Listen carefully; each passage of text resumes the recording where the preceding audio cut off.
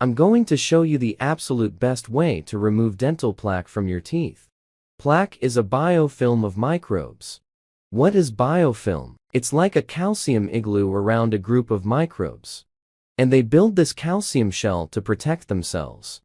But plaque is one of the primary causes of gingivitis of bad breath, as well as decay of your teeth. And it's not just because you're not flossing or brushing your teeth. You could brush your teeth and floss your teeth all day long, and you can still get plaque. And I'm going to tell you why. Your mouth contains the second largest group of microbes in your entire body, so you have hundreds, if not thousands of different types of species of microbes growing in your mouth. But the majority of these microbes are commensal. It's not necessarily unfriendly. It's not necessarily beneficial. The derivation comes from the word, which means eating at the same table. Now, these microbes, you can call them friendly microbes. They actually do give us protection. Because here's the problem.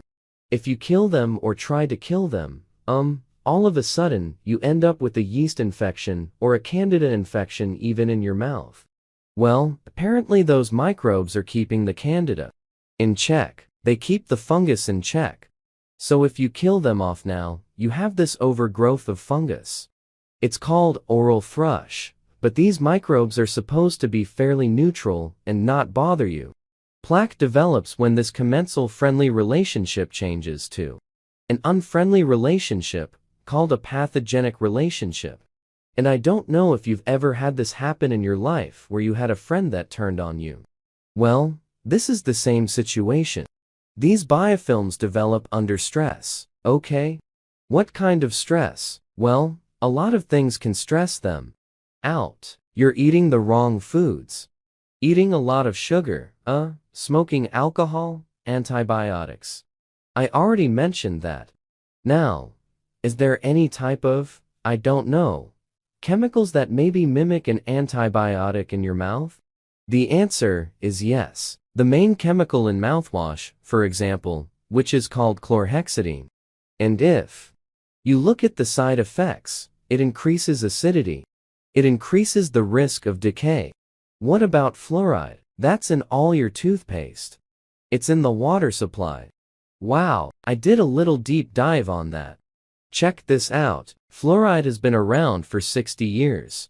There's never ever been any randomized controlled studies on fluoride in the water supply. The FDA recognizes fluoride as a drug. If you look in the back of your toothpaste, it'll say, "Keep out of reach of children, do not ingest." And the fluoride that is in the water supply is not pharmaceutic grade like the stuff that you would get at the dental office. Now, it's not. The fluoride in your water supply is a hazardous material from the phosphate fertilizer companies. But what's really bizarre about this is, who's running the show on fluoride? Is it the American Dental Association? No. Is it the FDA? No. Is it the CDC? Nope. Is it the Environmental Protection Agency? The answer is no. So who is running the show on fluoride? Well, it's a private entity. This is just another reason to get a water filter to specifically pull out fluorides from the water supply. I have one in my house. It's a whole house, fluoride filter. I have one for chloride. And I have one for fluoride because I don't even want that stuff touching my skin, alone going on my body. And also, as far as the toothpaste goes, you might want to think twice about getting the fluoride in the toothpaste. I would get a toothpaste without fluoride, or even just make your own.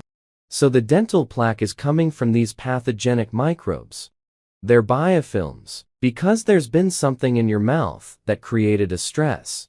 So obviously, whatever that is, based on the information you have now, you can, stop exposing these microbes to that. But now, how do you get those microbes back in your mouth? Yes, you can buy a probiotic for your mouth. Absolutely, but you can just start consuming foods that have probiotics. Okay, sauerkraut, kimchi, kefir. If you just start consuming some of those on a regular basis, that can put the microbes back in your mouth. And of course, if you're chewing gum, make sure you do the xylitol gum. These new microbes will start to compete for food against the pathogens. And so there's great information. I'm going to put the links down below to show that taking probiotics can help, not just, reduce chronic halitosis, but also reduce plaque on your teeth.